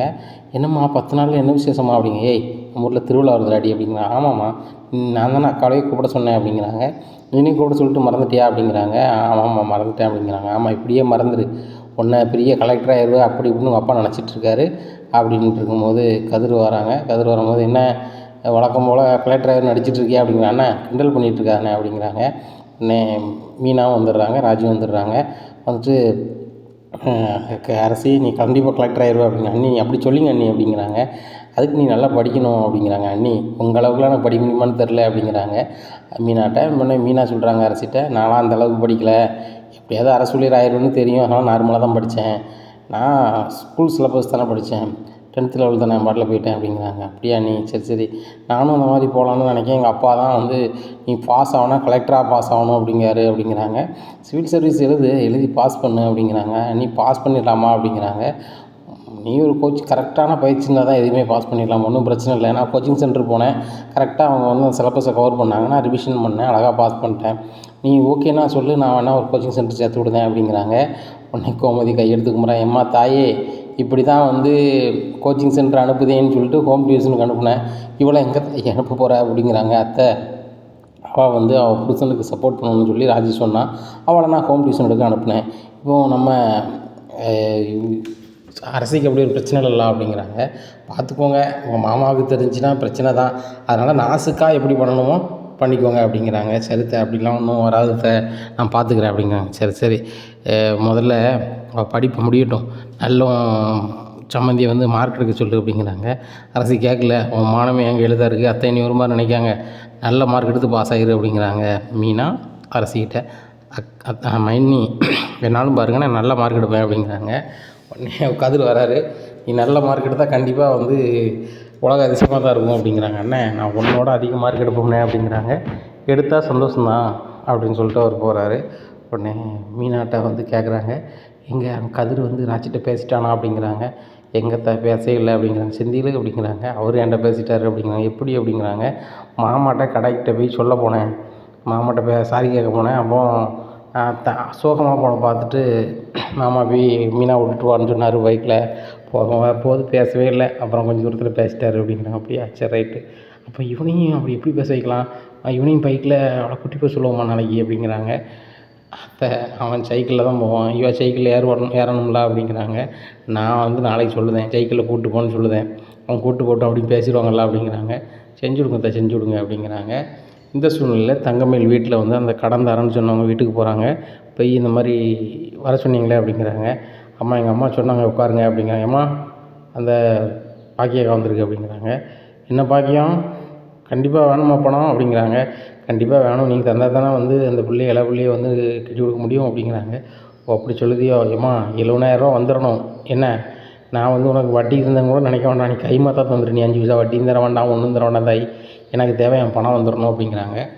பாருங்கள் நான் உங்களை சும்மா விட மாட்டேன், என்னை பற்றி உங்களுக்கு தெரியுங்களா அப்படிங்கிறாங்க. உடனே அந்த அக்கா சொல்கிறாங்க, லட்சுமி அக்கா இங்கே பாரு பாக்கியம், உன்னை பற்றி நல்லாவே தெரியும், பொதுவாக அந்த ஊருக்கு நல்லாவே தெரியும், நான் அதையும் மீறி உனக்கு பணம் தரேன்னா பொட்டை பிள்ளை கதையை மனசில் வச்சுக்கிட்டு தான், ஏன்னா பிள்ளை கரையேறட்டும் நல்ல மாதிரி இருக்கட்டும் அப்படிங்கிறதுக்கு தான், நானும் 2 பிள்ளைய வச்சு கட்டி கொடுத்த ஆள், ஏன்னா நம்மளுக்கும் நல்லது கெட்டது தெரியும், அதனால தான் வந்து நான் உனக்கு இறக்கப்படுதேன், இந்த இறக்கத்தை நீ தப்பாக பயன்படுத்திக்கிடாத, பரவாயில்ல அதுக்கப்புறம் என் குணம் எப்படின்னு தெரியும், நான் வந்து வேங்க தரலாமல் வட்டி கொடுக்கல, ஆனாலும் யார்கிட்ட எப்படி நடந்துக்கிடணும் ஏது நடந்துக்கிடணும்னு எனக்கு தெரியும், உன்னைய கேட்டால் எல்லோரும் சவுண்டு பார்ட்டி அவட்ட கொடுத்தா வாங்க முடியாதுன்னு போவா, நான் உன்னோட பல மடங்கு சவுண்டு பார்ட்டின்னு உனக்கு தெரியுங்களா அப்படிங்கிறாங்க. தெரியுங்கக்கா அப்படிங்கிறாங்க. பணத்தை வாங்குகிறாங்க. சரி சாட்சி கையெழுத்து போடணுமே, யார் போடுவா அப்படிங்கிறாங்க. சாட்சி கையெழுத்தாக நான் வாங்கி கொண்டு வரேன் அப்படிங்கிறாங்க. ஏற்று வாங்குவேன் அப்படிங்கிறாங்க. என் சம்மந்தார்ட்டே வாங்கிட்டு வரேன் அப்படின்னு சொல்லி பில்டப் போட்டுருந்தாங்க. அப்படியா சரி வாங்கிட்டு வா அப்படிங்கிறாங்க. உன் சம்மந்தாருக்கு பணம் தெரியும் அப்புடின்னு வாங்கிட்டு வா அப்படிங்கிறாங்க. சரி ரைட்டு அப்படிங்கிறாங்க. யாராவது வீட்டுக்கு போகிறாங்க. ஏங்க இதில் வந்து தங்கமயிலோட மாமா கையெழுத்து போடணும் அப்படிங்கிறாங்க. அது எப்படி போடுவார் அப்படிங்கிறாங்க. அவர் போட மாட்டாருங்க, சுடர் வந்துட்டாலான்னு பாருங்கள் அப்படிங்கிறாங்க. சுடர் தான் வந்துட்டாளா அப்படிங்கிறாங்க. சுடரே வாமா அப்படிங்கிறாங்க. என்னம்மா அப்படிங்கிறாங்க. இதில் தங்கமயிலோட மாமா கையெழுத்து இதில் போடு அப்படிங்கிறாங்க. ஏம்மா அவர் கையெழுத்து எனக்கு எப்படி தெரியும், ஏதாவது ஒன்று எழுதி விடுடி, பாண்டியன் தானே எழுதணும் எழுது அப்படிங்கிறாங்க. ஏம்மா அடுத்தவங்க கையெழுத்து போடு நம்ம தப்பு இல்லையாம்மா நீ போடு, நான் சொன்னதை மட்டும் செய் அப்படிங்கிறாங்க. போடுதாங்க. இது என்னதும்மா அப்படிங்கிறாங்க. இதை காமிச்சு தாண்டி ஒரு 20,000 வட்டி கேட்க போகிறேன் அப்படிங்கிறாங்க. ஏம்மா என் கையெழுத்துலம்மா அப்படிங்கிறாங்க. நீ நான் போட்டிருக்க? போட்டது வந்து தங்கமயிலோட மாமனார். அவர் வந்து சொல்ல போகிறாரா நான் போட்டேன்னு சொல்லி. உடனே பார்த்துக்கலாண்டி, இதை மாதிரி எத்தனை செஞ்சுருப்போம் அப்படின்னு சொல்லிட்டு நேராக ஏக்கா என்ன அதுக்குள்ளே வாங்கிட்டு வந்துட்டேன் அப்படிங்கிறாங்க. இல்லை சம்மந்தார் வீட்டுக்கு தான் வந்திருக்காங்க ஒரு கதையா. என்ன கதை அப்படிங்கிறாங்க. அதான் அந்த பொண்ணை வந்து அவங்க சொந்தக்காரங்க யாரோ பார்க்கணுன்னாங்களாம், பைக்கில் கூப்பிட்டு வந்திருக்காங்க, பார்த்துக்கிட்டு இருக்காங்க. சரி நம்மளுக்கு இந்த வேலை முடிஞ்சிட்டா நல்லது தானே நினச்சிக்கிட்டு இருக்கேன் அப்படின்னு. அவன் சீக்கிரம் கட்டி கொடுத்துட போலையா. சரி கட்டி கொடு, ஆனால் எனக்கு ஏன் பணம் வந்துடணும் அப்படின்னு கேட்கா. அதையே சொல்லிக்கிட்டு இருக்காங்க. உங்கள் பணம் ஏன் பணம் அப்படிங்கிறாங்க. உங்கள் பணம் ஏன் பணம்னு சொல்லி தராமட்டுறாடி அப்படிங்கிறாங்க. அக்கா யாருக்கு நான் பணம் கொடுக்கலையோ என் இளைய பொண்ணை கட்டி கொடுத்த உடனே அதுலேருந்து 3ஆவது நாள் அவங்களுக்கு எல்லாருக்கும் பங்கு பிரிச்சுருவாங்க. பங்கு பிரித்த உடனே அதில் வந்து நீங்கள் உங்கள் ஷேரை வாங்கிக்கோங்க, நான் தந்துடுறேன் அப்படிங்கிறாங்க. எனக்கெலாம் சொத்தில் பங்கு வேண்டாம் தாயி அப்படிங்கிறாங்க. சொத்து பங்கு தரல, அதை தரைய முடியாதுல்ல. எங்களுக்கு வந்து இப்படி ஒரு 10-15 லட்ச ரூபாயா தருவாங்க, ஏன்னா அந்த செட்டில்மெண்ட்டில் நான் வந்து உங்களுக்கு தந்துடுறேன் அப்படிங்கிறாங்க. சரி ரைட்டு அப்படின்னு சொல்லிட்டு இது பண்ணிடுறாங்க. பணத்தை வாங்கிடுறாங்க. வாங்கிட்டு வீட்டுக்கு வராங்க. எப்பா 20,000 வாங்குறதுக்கு 20 பேச்சு பேச வேண்டியிருக்கு அப்படிங்கிறாங்க. உடனே அம்மா நீ எதுக்குமா மாமா கையெழுத்து போட்டு நீ வாங்குற அப்படிங்கிறாங்க. நம்ம கையெழுத்து போட்டால் இல்லை உங்கள் அப்பா போட்டால் பணம் தந்துடுவாங்களா? தரமாட்டாங்க. அவங்ககிட்ட வழி வாய்ப்பு இருக்குடி, அவங்களுக்கு சொல்லி தான் நம்ம வாங்க முடியும். இது வரைக்கும் நம்ம யாரையும் சொல்லி வாங்க முடியலை. நம்ம சொந்த பந்தத்தெல்லாம் சொல்லி வாங்கணும். ஒருத்தரும் எனக்கு சொல்லி வாங்காதாங்கன்னு ஊர் பூரா தம்பட்ட அடிச்சானுங்க. அப்போ வந்து நம்மளுக்கு எவனுமே வட்டிக்கு கணமும் தரமாட்டான், ஒன்றும் செய்ய முடியாது. இப்போ நம்மளுக்கு இருக்க ஒரே வாய்ப்பு தங்கமயில் மாமன் தானே. தங்கமயில் மாமன் நல்ல பேர் வாங்கின ஒரு கடை வச்சுருக்காங்க, சொத்து பொத்து இருக்குது. அப்போ அவங்கள காட்டி பண்ணலாம் அப்படிங்கிறாங்க. பாக்கியம் இதை விட நம்ம சம்மந்தியோட மச்சினங்கரை சொல்லி வாங்கினானே அப்படிங்கிறாங்க. அவங்களுக்கு ஆகாது அப்படிங்கிறாங்க. இது உனக்கு எனக்கு தானே தெரியும், அந்த ஊருக்கு தெரியும், மற்ற ஊருக்கு தெரியாதுல்ல அப்படிங்கிறாங்க. ஆமாம் என்னங்க இது நல்ல யோசனையை, அவங்கள காமிச்சா நம்ம பெரிய அமௌண்ட் வாங்கலாமா, அவங்க பெரிய ஜமீன்தார் மாதிரிலாம் அப்படிங்கிறாங்க. ஆமாம் நம்ம வந்து வெளியூரில் அவங்கள சொல்லி நம்ம வாங்கினா வாங்கிக்கலாம், நம்ம அப்படியே சொல்லி கூட நம்ம சுடரை கல்யாணம் கட்டி கொடுத்துடலாம் அப்படிங்கிறாங்க. ஆமாங்க ஒரு நல்ல பையனை பார்த்து சுடருக்கு கல்யாணம் முடிச்சு வச்சிட வேண்டியதான் அப்படிங்கிறாங்க. அம்மா நானும் அக்கா மாதிரி கவரிங் நான் போட்டு போக மாட்டேன் அப்படிங்கிறேன். ஆமாம் வீட்டுக்கு முன்னாடி வைரமாக அடுக்கி வச்சுருக்கேன், தங்கமாக குமிச்சு வச்சுருக்கேன், அதை போட்டு போ அப்படிங்கிறாங்க. அது எங்கம்மா இருக்குது அப்படிங்க. இல்லைல்ல நான் சொல்லதை கேளு அப்படிங்கிறாங்க. ஏம்மா நான்லாம் ஒரு கவர்மெண்ட் ஊழியராகி தான் போவேன் அப்படிங்க. எவடி வா உடனே கவர்மெண்ட் வேலை தூக்கி கொடுத்துருந்தாங்களா, உட்காந்து படிக்கணும் வைக்கணும் எல்லாம் செய்யணும் அப்படிங்கிறாங்க. தங்கமேலக்கா வீட்டில் வந்து மீனாக்கா வேலைக்கு போயிட்டாங்களா அப்படிங்கிறாங்க. அவள் பணக்காரிடி, அவள் ஏதோ ஒரு லைன் பண்ணி போயிருப்பா, நம்ம அதை செய்ய முடியுமா அப்படிங்கிறாங்க. ஏம்மா அதுக்கு பரீட்சை எழுதுனா போதும் அப்படிங்கிறாங்க. என்னத்த பரீட்சை, நீ தான் ஒவ்வொரு பரீட்சையும் எழுதிக்கிட்டு தான் இருக்கியா அப்படி. ஏம்மா நான் இது டிகிரி படிக்கமா, ஏதாவது ஒன்று படித்து போய் வேலைக்கு போயின்னா வேலைக்கு கவர்மெண்ட் வேலை கிடச்சிட்டுன்னு சொல்லணும், நீ ஒன்றும் சொல்ல மாட்டேங்கியா அப்படிங்கிறாங்க. ஏம்மா நான் படிச்சுட்டு தானே இருக்கேன் அப்படிங்கிறாங்க. என்னமோ போடி எனக்கு ஒன்றும் புரியலை. உங்களுக்கு எதுவும் புரியுதா? எனக்கு என்ன தெரியுது, ஒன்றும் புரியலை. சரி 20,000 எனக்கு ஒரு 1000 ரூபா தாயேன் அப்படிங்கிறேன். எதுக்கு அப்படிங்கிறாங்க. இல்லை அங்கே வந்து சீட்டு விளாண்டு கிடக்காங்க, அப்படி விளாண்டுட்டு வரேன் அப்படிங்கிறேன். அதானே உனக்கு சூதாடணுன்னே பிஞ்சு. ஆமாம் நான் அந்த 20,000 எதுக்கு வச்சுருக்கேன் என்ன தான் தெரியும் அப்படிங்கிறாங்க. சரி இப்போ என்ன பண்ண போகிற அப்படிங்கிறாங்க. ரொம்ப நாளாக நம்ம வீட்டில் வந்து ஒரு சில பொருளே இல்லைங்க, அதை நம்ம வாங்கணுங்க அப்படிங்கிறாங்க. என்னது வாங்க போகிற அப்படிங்கிறாங்க. எல்லோரும் சிலிண்டரில் உணவு சமைச்சிக்கிட்டு இருக்காங்க, நம்ம வீட்டில் சிலிண்டர் இருக்கா? இல்லை. அப்போ நான் சுடரை ஒரு இடத்துல பொண்ணு கொடுக்கணும்னா பார்க்க வரவங்க பார்ப்பாங்கள்ல. தங்கமயிலில் கட்டி கொடுத்த வீட்டில் எதையுமே கண்டுக்கிடலை. அவங்க கல்யாண மலைக்கு வந்தாங்க, பொண்ணை பிடிச்சிருக்குன்னு கட்டிக்கிட்டாங்க. இப்போ இவ்வளோ அப்படி நம்ம செய்ய முடியுமான்னு தெரிலல. ஒரு சிலிண்டர் அடுப்பு வாங்கணுமோ அது 5000 வரும் அப்படிங்கிறாங்க. 5000 வருதோ 7000 வருதோ 2 சிலிண்டர் அடுப்பு வாங்கிடணும். அப்புறம் வந்து மளிகை ஜாமான் கொஞ்சம் வாங்கணும், வாங்கி போட்டால் 2-3 மாதத்துக்கு ஓடும். அப்புறம் ஒரு சின்னதாக ஒரு இன்ஸ்டால்மெண்ட்டில் ஒரு ஃப்ரிட்ஜ் வாங்கலான்னு பார்க்கேன் அப்படிங்கிறாங்க. அப்படியா, இருக்க பணத்துக்கு ஃப்ரிட்ஜ் சிம்பிளாக வாங்கிடலாமே அப்படிங்கிறாங்க. வாங்க முடியும்னா வாங்கணுமுங்க. இப்படி நம்ம வாங்கிக்கிட்டோம்னா நம்ம தேவையை பூர்த்தி பண்ணிக்கலாம். வாரவங்கட்டியும் கொஞ்சம் அங்கே கூல்ட்ரிங்க்ஸ் கொடுக்குற மாதிரி ஒரு ஐஸ் வாட்டர் கொடுத்தோம்னா சரி இப்போ இவங்களும் கொஞ்சம் நல்லதாக இருக்காங்க அப்படின்னு நினச்சிப்பாங்களாங்க அப்படிங்கிறாங்க. அப்படி சொல்லுதியோ அப்படிங்கிறாங்க. சரி அப்படிங்கிறாங்க. ஏம்மா நம்மளுக்கு இந்த வீண் பந்தா அப்படிங்க. அப்படி தாண்டி கட்டி கொடுக்கணும். உன்னைய தங்கமயில கட்டி கொடுக்கல, அவள் இப்போ ஜேன்னு இருக்கா அப்படிங்க. என்ன ஜேன்னு இருக்காங்க அக்கா, தங்க நகை வந்து என்றைக்கு மாட்டிக்கிடுமோன்னு பயந்துக்கிட்டு தானே இருக்காங்க அப்படிங்கிறாங்க. ஒரு வாரிசு ஆகிட்டுனா ஆட்டோமேட்டிக்காக அவளை வந்து அவள் என்ன தப்பு பண்ணாலும் ஏற்றுக்கு தாண்டி போகிறாங்க, அதுக்கு வரைக்கும் சமாளிச்சிக்க வேண்டியதான் அப்படிங்கிறாங்க. எனக்கெலாம் இந்த மாதிரிலாம் முடியாது அப்படிங்கிறாங்க.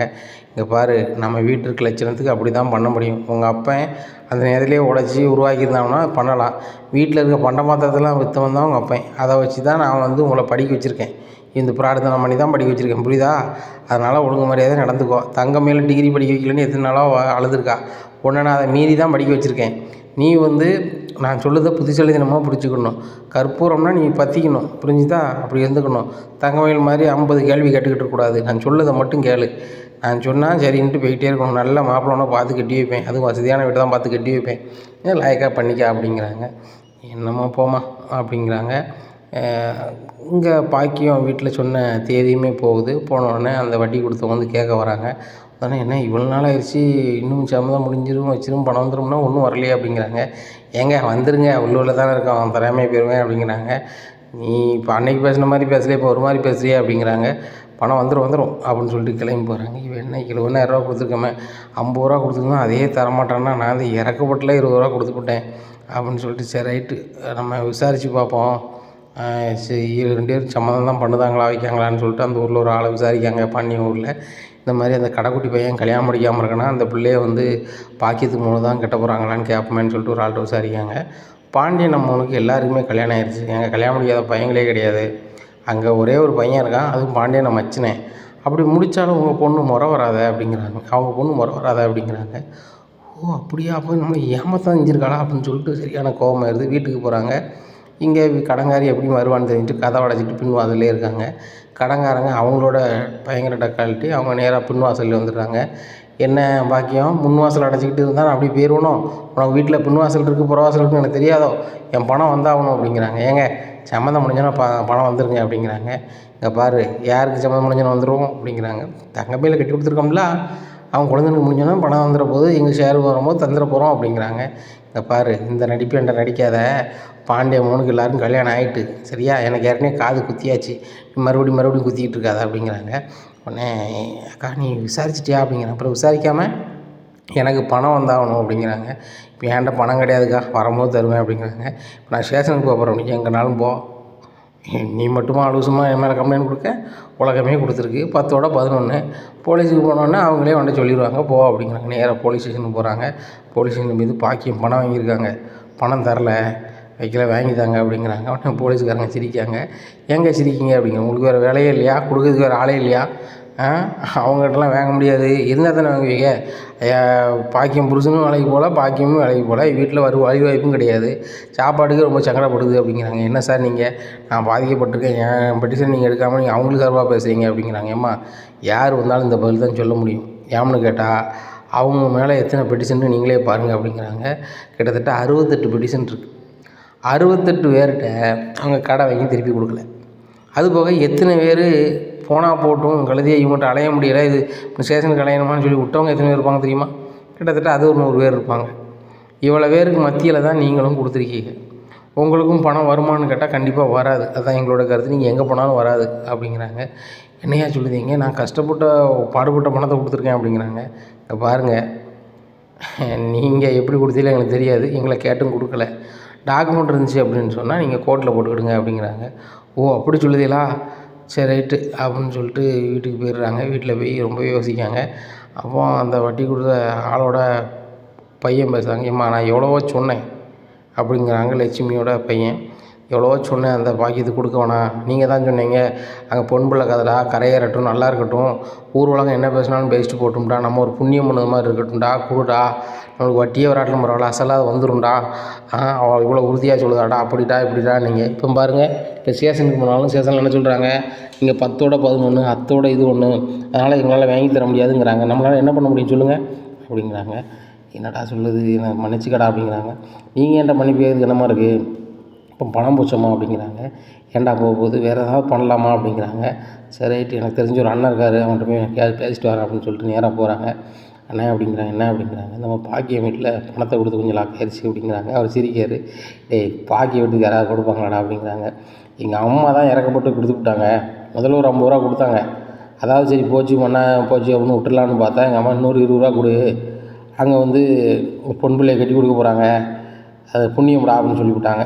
சரி புண்ணியம்னு சொல்லுதாங்களே, சரி கொடுப்போம் அப்படின்னு சொல்லி கொடுத்தது, அதையும் ஏமாற்றி விட்டுங்க. இப்போ என்ன பண்ணுது, வாங்கவும் முடியலை, ஸ்டேஷனுக்கு போனாலும் இவங்கள்ட்டெல்லாம் வாங்க முடியாதுங்காங்க அப்படிங்கிறாங்க. அங்கேயே சொல்லிட்டாங்களா, முடிஞ்சு போச்சு, அதிகாரி சொன்ன பிறகு நிற்க முடியும் அப்படிங்கிறாங்க. வேறு ஏதாவது வழி இருக்கா அப்படிங்கிறாங்க. டாக்குமெண்ட்டை கொண்டா பார்ப்போம் அப்படிங்கிறாங்க. டாக்குமெண்ட்டை பார்க்குறாங்க. சரி ரைட்டு. இதில் ஒரு ஆள் சாட்சி கையெழுத்து போட்டது யார் அப்படிங்கிறாங்க. பாக்கியத்தோட சம்மந்தார் அப்படிங்கிறாங்க. அவங்ககிட்ட வழி வாய்ப்பு இருக்கா அப்படிங்கிறாங்க. அது அவங்ககிட்ட வாய்ப்பு இருக்கும் அப்படிங்கிறாங்க. சரி ரைட்டு, அப்போ அவங்ககிட்ட மேலே கம்ப்ளைண்ட் கொடுத்துட வேண்டியதானே அப்படிங்கிறாங்க. அப்போ அவங்க மேலே கொடுக்கலாமா அப்படிங்கிறாங்க. இவங்க படம் தரலாம் சாட்சி அவங்க தானே வந்து கேட்டு தான் வாங்கி கொடுத்துருப்பாங்க அப்படிங்கிறாங்க. கேட்டு வாங்கி கொடுக்கல, வீட்டில் கையெழுத்து போட்டாங்க அப்படிங்கிறாங்க.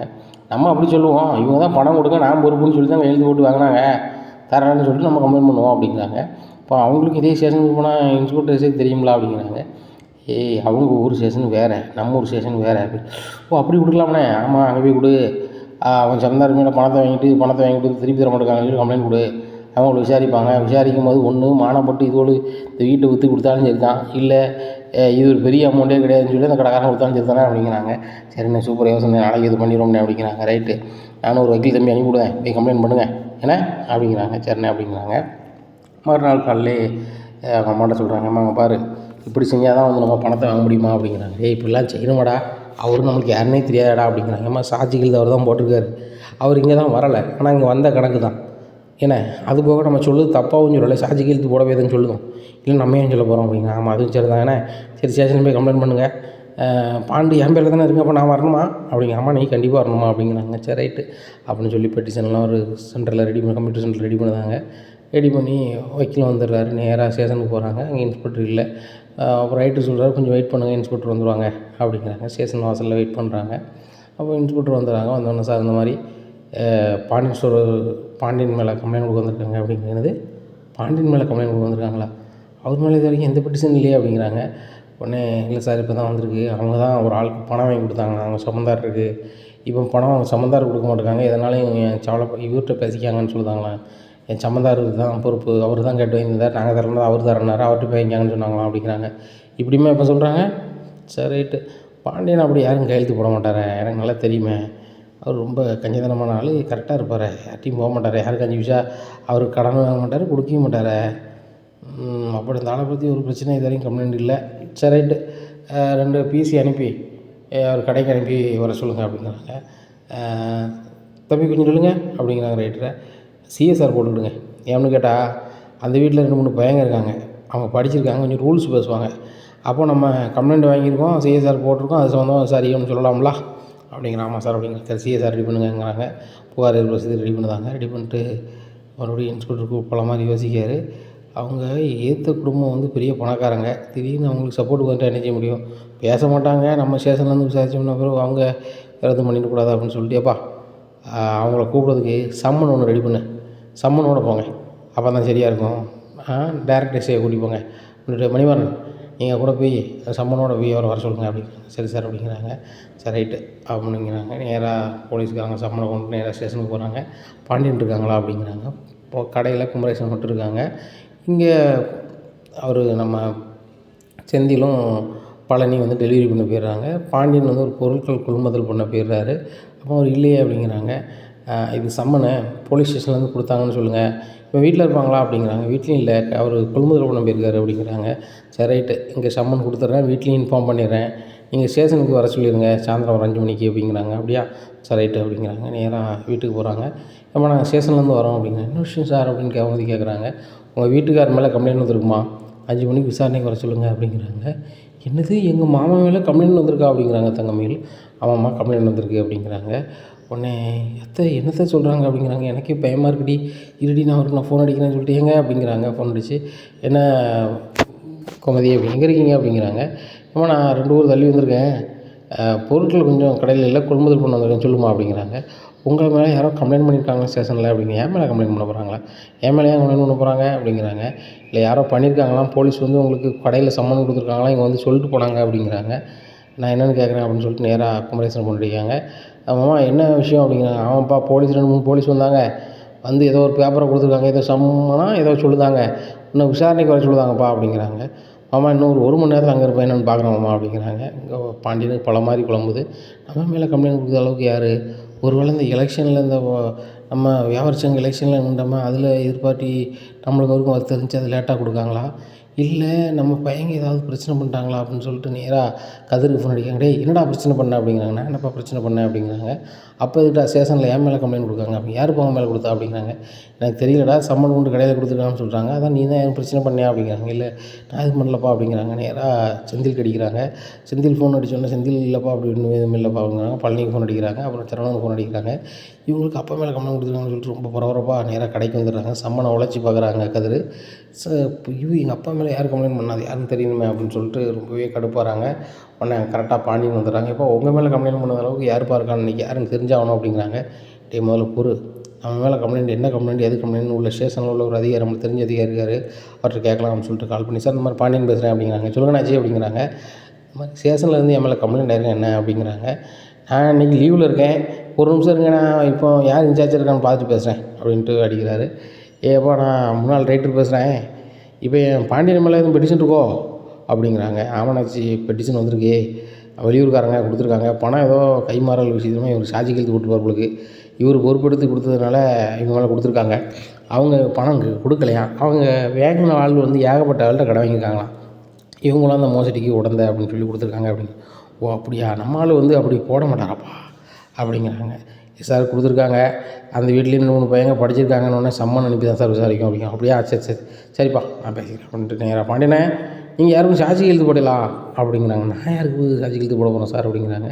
இல்லை நீங்கள் சாட்சி கழுத்து போட்டேலாம் யாருக்கோ பணம் வாங்கி கொடுத்தலாம், அந்த ஆள் கொடுக்கலையாம், அந்த ஆள் ஏகப்பட்ட இடத்துல கடை வாங்கி வச்சுருப்பாங்க உங்களுக்கு, அவங்க எல்லோரையும் ஏமாற்ற மாதிரி இவங்களையும் ஏமாற்ற பார்க்காங்க, அது போக நீங்களும் அதுக்கு உடந்தையாக இருக்கீங்கன்னு கம்ப்ளைண்ட் பண்ணிப்பாங்க உங்களுக்கு, நீங்கள் கையெழுத்து போட மாட்டேன் எல்லாருக்கும் அப்படிங்கிறாங்க. நான் யாருக்குமே போட்டது கிடையாதுங்க, நான் பண விஷயத்தில் பொதுவாக யாருக்குமே கையெழுத்து போட்டதில்லை, என் வீட்டில் உள்ள பிள்ளைகளுக்கு நான் யார்ட்டையும் கடன் கூட வாங்கக்கூடாதுன்னு தான் சொல்லி வளர்ப்பேன் சார், மற்றபடி நான் ஏன் சார் இது பண்ண போகிறேன் அப்படிங்கிறாங்க. சரி பாண்டியனே, சிலவங்க வந்து ஆள் மாதிரி கூட வேறு பாண்டியனுக்கு எல்லாம் கூட அவங்கள கொடுத்துருக்கலாம் அப்படிங்கிறாங்க. ஓ அப்படி சொல்கிறீங்களோ, அப்படி தான் வந்திருக்கும், சரி சரி சார் அப்படின்னு சொல்லி ஃபோன் வச்சுருக்காங்க. டேய் செந்தில், கதிர், சரவணா, இது வந்து என் மேலே கொடுத்த பெட்டிஷனாக வேறு யாரும் மாற்றி வந்துட்டான்னு தெரில, அங்கே முன்னாள் ரைட்டருக்கு அடித்தேன், அவர் லீவில் இருக்கார், இப்போ வேறு ஒரு ஆள் இன்சார்ஜ் ரைட்டர் பார்ப்பார் போல், அவர்கிட்ட கேட்டு சொன்னார், இந்த மாதிரி பெட்டிஷன் கொடுத்துருக்காங்க, நீங்கள் சாட்சி கழுத்து போட்டிங்களான்னு சொல்லிட்டு. நான் அந்த ஃபுல் அண்ட் ஃபுல்லாக அந்த கடையை பார்க்கறதுக்கே நேரம் தெரியாது, நான் யாருக்கு சாட்சி கழுத்து போட்டு பணம் வாங்கி கொடுக்க போகிறேன், தெரியாமல் தவறுதலாக வந்திருக்கும், சரி ரைட்டு அப்படிங்கிறாங்க. உடனே கதிர் சொல்கிறாரு, தெரியாமல் மட்டும் உங்களுக்கு சம்மன் கொடுத்துருந்தாங்களா, அப்போ நான் யாராக இருந்தாலும் சும்மா விட மாட்டேன் அப்படிங்கிட்டே, கொஞ்சம் பொறு என்னென்னு கேட்போம், ஏதாச்சும் கேட்போம் அப்படிங்கிறாங்க. நேராக குழந்தை மாப்பிள்ளை வந்துடுறாரு. அம்மா வக்கீல் வந்துட்டாங்க அப்படிங்கிறாங்க. வக்கீல் வந்துட்டாருக்குள்ள வக்கீல் கூட்டி வந்துட்டீங்களா, என்னன்னு கேட்கலான்னு பார்த்தேன் அப்படிங்க. இல்லைம்மா நீங்கள் யார்ட்டையும் கடை வாங்க மாட்டியே, ஒன்றும் வாங்க மாட்டியே, ஊரில் திருவிழா வேறு வரும்போது இந்த சூழ்நிலையில் வந்து உங்கள் மேலே கம்ப்ளைண்ட் கொடுக்காங்கன்னா அது நல்லது இல்லைம்மா, உங்களுக்கு ஒரு பேர் இருக்கலாம் அப்படிங்கிறாங்க. மறுமனை நம்ம வந்து என்ன பெரிய ஆள் கிடையாது, நம்ம உழைச்ச நாடு வாழ்ந்துகிட்ருக்கோம், நம்ம பேரில் கம்ப்ளைண்ட் கொடுக்காங்க, அது யாருன்னு தெரியல, இல்லை ஒரு வேளை தப்பாக இருக்குமான்னு தெரியல, அதிகாரி சொன்ன மாதிரி, சரி போய் பார்ப்போம் வாங்க அப்படின்னு சொல்லி ஸ்டேஷனுக்கு போகிறாங்க. அங்கே ஸ்டேஷனில் பார்க்குறாரு பாண்டியன் ஏற்பாட்டி யாருன்னே தெரியல. அப்போ என்னையும் நீங்கள் பார்த்துருக்கீங்களா அப்படின்னு கேட்குறாங்க. இல்லைங்க பார்க்கல, எங்கள் அம்மா தான் பணம் கொடுத்தாங்க அப்படின்னு சொல்லிட்டு, அம்மா என்னையும் பார்த்துருக்கீங்களா அப்படி, பார்க்கல அப்படிங்கிறாங்க. நான் தான் பாண்டியன் அப்படிங்கிறாங்க. ஓ நீங்கள் தான் சாட்சி கழுத்து போட்டிருக்கீங்களா அப்படிங்கிறாங்க. நான் எங்கம்மா சாட்சி கழுத்து போட்டேன் அப்படிங்கிறாங்க. உங்கள் சம்மந்தார் அப்படி தானே சொன்னாங்க அப்படி, ஏன் சம்மந்தார் சொன்னாங்களா அப்படின்னு சொல்லிட்டு கொலைலி மாப்பிள்ளையை பார்க்குறாங்க. மாமா நாங்களாம் கடை எதுவும் வாங்கலை, ஏங்க நாங்களாம் உங்கள்கிட்ட கடை வாங்கினோம் அப்படிங்கிறாங்க. இல்லையே அப்படிங்கிறாங்க. உங்கள் சம்மந்தார் பாக்கியாக இருக்காங்களா அப்படிங்கிறாங்க. ஆமாம் அவங்க தான் கடை வாங்கியிருக்காங்க. அவங்க கடை வாங்கியிருக்காங்களா, எவ்வளோ வாங்கியிருக்காங்க அப்படின்னு கேட்குறாங்க. 70,000 வாங்கியிருக்காங்க. முதல்ல 50,000 வாங்கினாங்க, 5 பைசா வட்டின்னு சொல்லிட்டு அதுக்கப்புறம் தரவே இல்லை. அப்புறம் ஒரு 20,000 உங்கள் பையன் கடைக்குட்டி பையனுக்கு கல்யாணம் செய்ய போகிறோம், நாளைக்கு போகிறோம், அதுக்கு பணம் வேணும், அதுக்கப்புறம் அந்த சொத்தை பிரித்து தருவாங்க, அதில் நான் உங்களுக்கு கொடுக்க வேண்டிய பணத்தை கொடுத்துருதோம்னு சொன்னாங்க. சரி ரைட்டு, அவளுக்கு கொஞ்சம் லாபம் கிடைக்கணும்னு சொல்லிட்டு நான் செஞ்சேன், கடையில் என்னையே ஏமாத்தா அந்த பிள்ளை அப்படிங்கிறாங்க. இங்கே பாருங்கம்மா, என் மக்கமாருக்கு எல்லாருக்கும் கல்யாணம் ஆகிட்டு, இதில் 3 பேர் என் மக்கமார், இது என் மச்சினேன் சரிதானா, இந்த பயலுக்கு தான் நம்ம பொண்ணு பார்த்து கட்டி வைக்கணும், இந்த பயலுக்கு தான் கட்டி வைக்கணும். ஆனால் என் பையன்மாருக்கு யாருக்கும் என்ன செய்யலை, கல்யாணம் ஆகாமல் இல்லை, எல்லோரும் கல்யாணம் ஆகி நல்ல மாதிரி இருக்காங்க. ஏன்னா என் பையன் பேரை சொல்லி அவங்க பணம் வாங்கியிருக்கிறது எங்கள் சம்மந்தார் வாய்ப்பே இல்லை அப்படிங்கிறாங்க. என்னங்க நீங்கள் உங்கள் சம்மந்தாரன்னு உங்கள் சம்மந்தார் சப்போர்ட் பண்ணுறீங்களா அப்படிங்கிறாங்க அந்த லட்சுமியோட பையன். தம்பிங்க பாருங்கள், உங்களுக்கு வயசு சுருக்கம், நான் பேசுறது உங்களுக்கு தப்பாக படலாம், உண்மை நிலையை சொல்ல போனால் என் தங்கமயில் இருக்கால, அவங்க அப்பா அம்மாலாம் நல்ல வசதியானவங்க, அவங்க வந்து உங்கள்கிட்ட கடன் வாங்க வாய்ப்பு இல்லை. அவங்க பேர் பாக்கியந்தான். ஆனால் அவங்க கடன் வாங்க வாய்ப்பே இல்லை. ஏன்னு கேட்டால் அவங்க வீட்டுக்காரர் வந்து பெரிய பெரிய பிஸ்னஸ்லாம் பெரிய ஊர்களில் பண்ணுதாங்க. கேட்கும் போதெல்லாம் டெல்லியில் இருக்குது, அங்கே இருக்குது, இங்கே இருக்கம்பாங்க. ஃப்ளைட்டில் தான் போவாங்க வருவாங்க. அப்படியேப்பட்ட ஆட்கள் 70,000 அவங்களுக்கு ஒரு மேட்ரு கிடையாது. இவ்வளோ எதுக்குங்க? நாங்கள் நகையே கேட்கலங்க. 80 பவுன் நகையை போட்டு அவங்களுக்கு மகளுக்கு சீர்வரிசை செஞ்சு அந்த மாதிரி ஒரு சந்தோஷமாக பார்க்குற ஆட்கள். அந்த ஆள்கள் வந்து என் பேரை சொல்லி கடன் வாங்காதுவே. அதுபோக அந்த ஆளுகளுக்காக நான் வந்து சாட்சி கழுத்தும் போட்டிருக்க மாட்டேன் அப்படிங்கிறாங்க. அண்ணாச்சிங்க பாருங்கள், நீங்கள் இப்படி சொல்லுதீங்க. அந்த பாக்கியத்துக்கு ஊர் பூரா கடன். அந்த கடத்தை மீறி தான் நான் ஒரு 50 ரூபா கொடுத்தேன். ஏன்? பொட்டை புள்ள கரையேறணும், அந்த தங்கமயில் புள்ள கல்யாணம் தான் கொடுத்தேன். சரிதானா? அந்த பணம் வரலை. சரி, நான் பணத்தை கேட்க போனால் வட்டியும் தரலை, ஒன்றும் தரலை. ஆள் ஒழிஞ்சிட்டு அலைஞ்சா. அப்போ கேட்கையில் நான் இலைய முளை கட்டி கொடுக்க போகிறோமா?